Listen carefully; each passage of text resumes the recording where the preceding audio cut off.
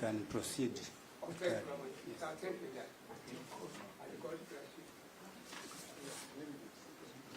Thank you very kindly. I will do part of the reply, then I'll pass over to my senior. And I'm amazed at what level the respondents have gone to misconstrue and misconceive the applicant's case. Your Lordship, in respect to the relationships that were drawn, both for the presiding judge and Justice Mrima, the charge is that of deliberate failure to disclose the relationship. That my lords, you are aware at the time of the inception of the case that Justice Mrima is closely associated to one of the parties, but he deliberately failed to disclose. Equally well, the presiding judge was well aware at the inception of the case that his spouse is greatly connected to some parties in the proceedings, but again failed to disclose. My Lord, that is new fact. I think you should not tell which parties. You say clearly, if you can't understand what we are doing, please go to your affidavit and read the affidavit again. My Lord, and reply on matters of law. I will not allow you to misrepresent facts. You have an affidavit. And to embarrass the legal profession. Yes, Your Lordship. You have an affidavit, Mr. Ndegwa. If you can't understand what we are talking about, verbatim, read verbatim from your affidavit. Your Lordship, may I draw your attention to paragraph 74 of the judgment of the ruling in Navini. The judge says that due to the failure to so disclose on the part of the third respondent, it has led to an erosion of the confidence and the applicants have. That will be neutral when it comes to the hearing and the determination of the arbitration. That, Your Lordship, is a confidence that has been eroded. On the question, Your Lordship, on the duty to sit, the duty to sit must be accompanied by transparency and accountability to the parties appearing before a judge. Your Lordship, the duty to sit and the oath of office taken by a judge or a judicial officer must be executed in a manner that breeds confidence to the parties that appears before a judicial officer. Your Lordship, it's our humble submissions that that confidence has been eroded. Your Lordship,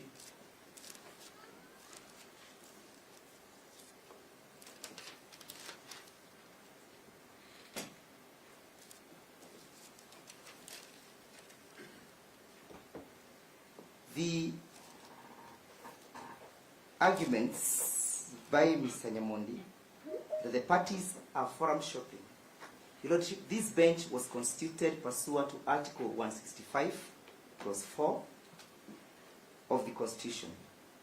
And no petitioner herein has the capacity to direct the Chief Justice who constitutes the bench as to which judge to sit in a particular bench. There is no possibility, Your Lordship, therefore, for an argument that parties are forum shopping. At the inception of the proceedings, Your Lordship, we appeared before you and made arguments comfortably that would be faced with an application of this nature due to the failure of the honorable judges to disclose those material facts. I invite Kibe to proceed.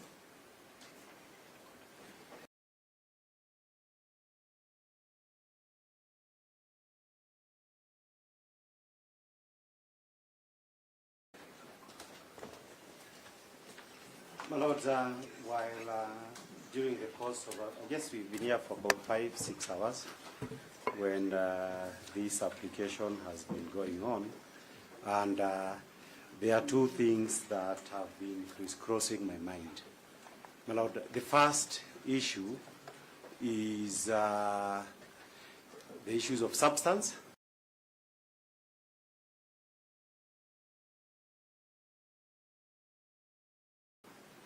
and the issue of perception, the optics. What would be the optics?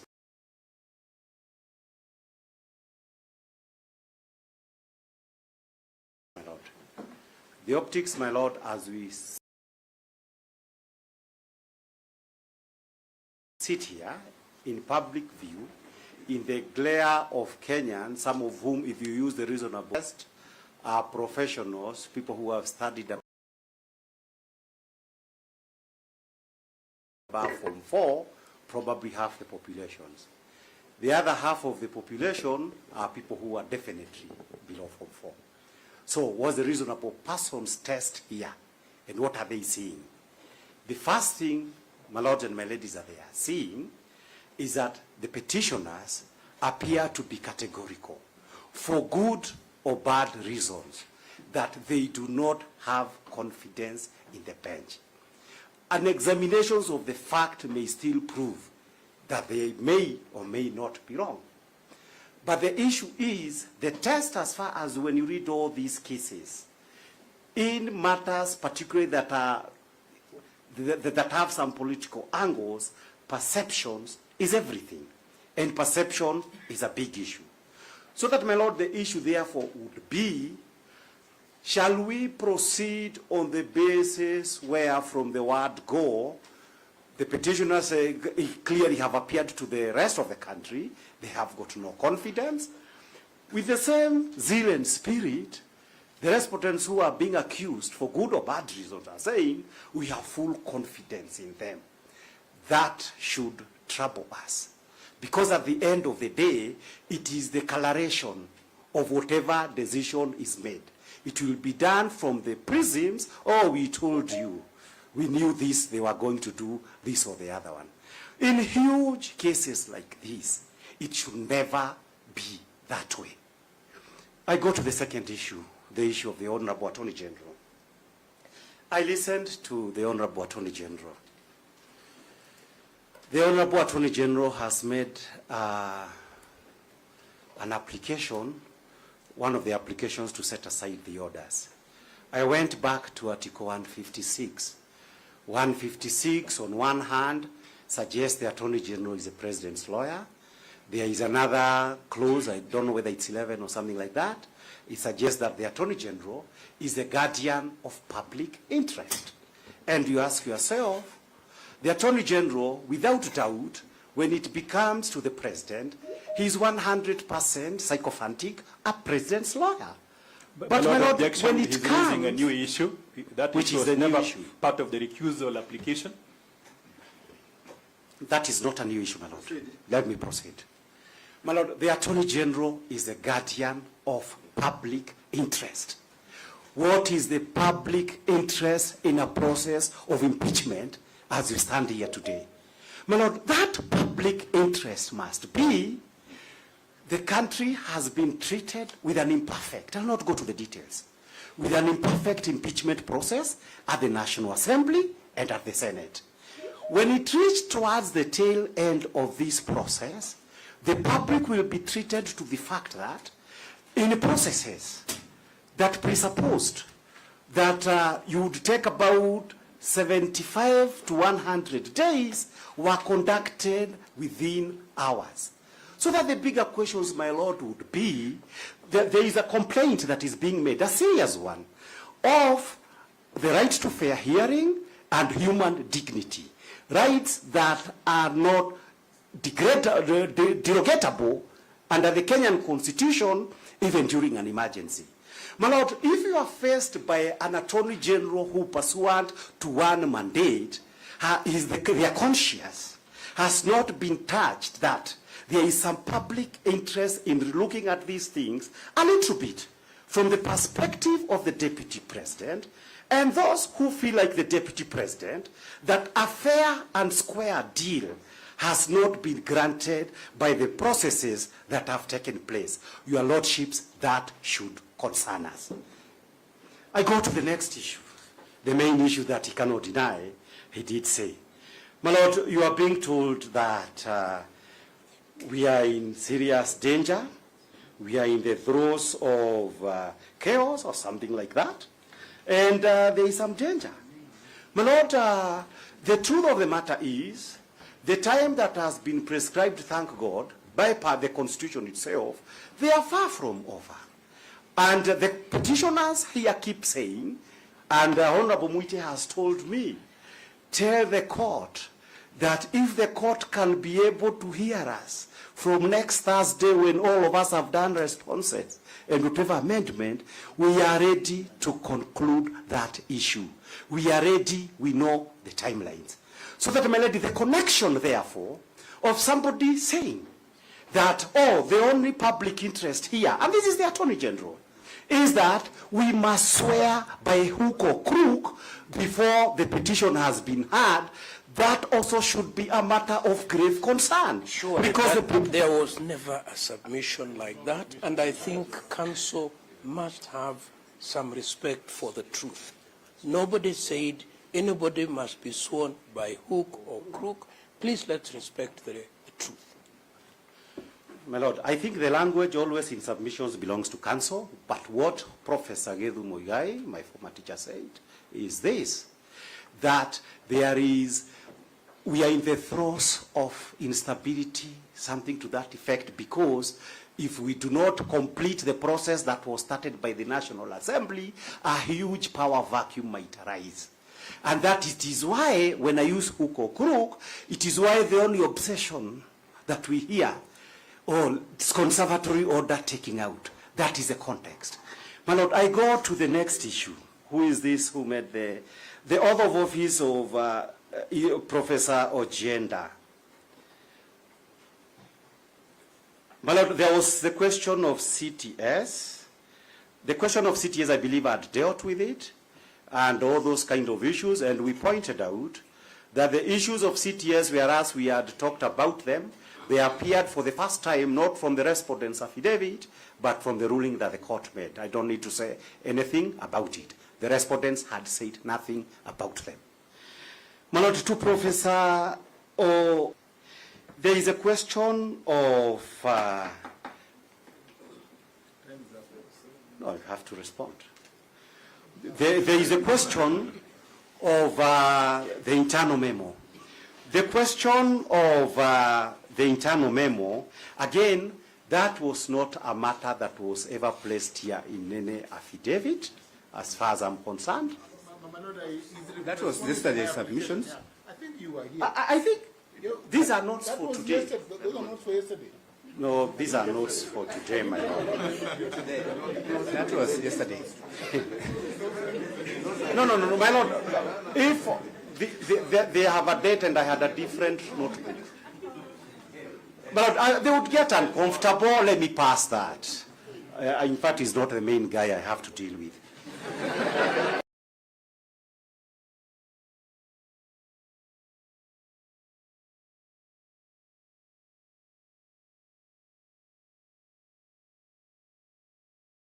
About all these issues, he talked about the internal memo. But, well, if he says he didn't, let me hope I imagined it. I can pass it. But that's what my note says. I don't mind. We can't fight over a memo. And as I said, we are dealing with some other submissions. My Lord,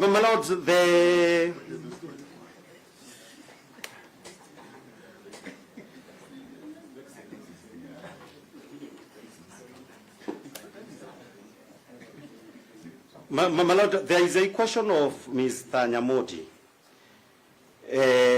And Mr. Nyamodi was talking about the issue of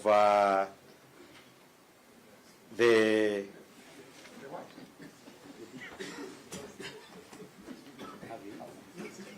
My Lord, his time is up. Just sit down.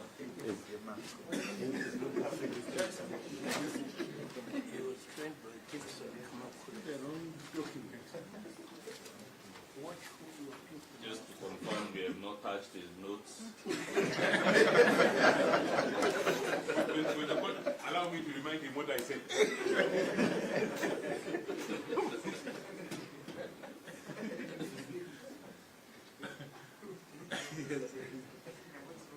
No, the only misplacement was this guy. Lord, maybe we should correct that as well, because it's been said 3 times. There are no guys in court. They are learned counsel. My learned colleague, professor, is the only issue counsel. Is that doubted? My Lord, the issue that would require the clarification, let's go to Kerugoya. I believe there is no doubt about the issue of Kerugoya. My Lord, the issue that was raised, and I believe this is the last point that Professor, regarded the issue of that the issue estoppel with regard to the issues of Kerugoya that found themselves in the ruling of yesterday. And my Lord, first of all, I wish to point out that there is a notice of appeal that is one of the annexures in the supplementary affidavit and raises specific issues about preempting and the issues dealing with matters that were yet to be handled.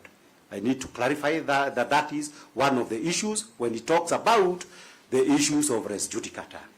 And when it comes also to the issues of res judicata, it is important, my Lord, that it is pointed out what was the subject matter of yesterday's application.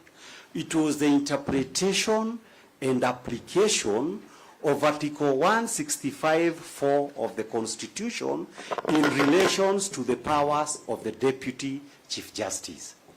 The said ruling, anything else that may have been said that was outside that is direct issue that was before the court, that was not an issue for that ruling. And therefore, dealing with matters that are outside there and you are be told the ruling has dealt with those matters which it ought not to have dealt with, so it has become res judicata. It cannot become res judicata in our submission.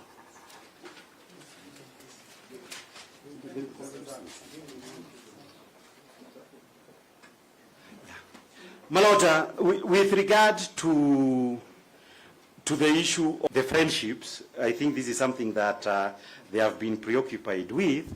My Lord, nobody is trying to criminalize friendships, not at all. But my Lord, there are always degrees of friendships.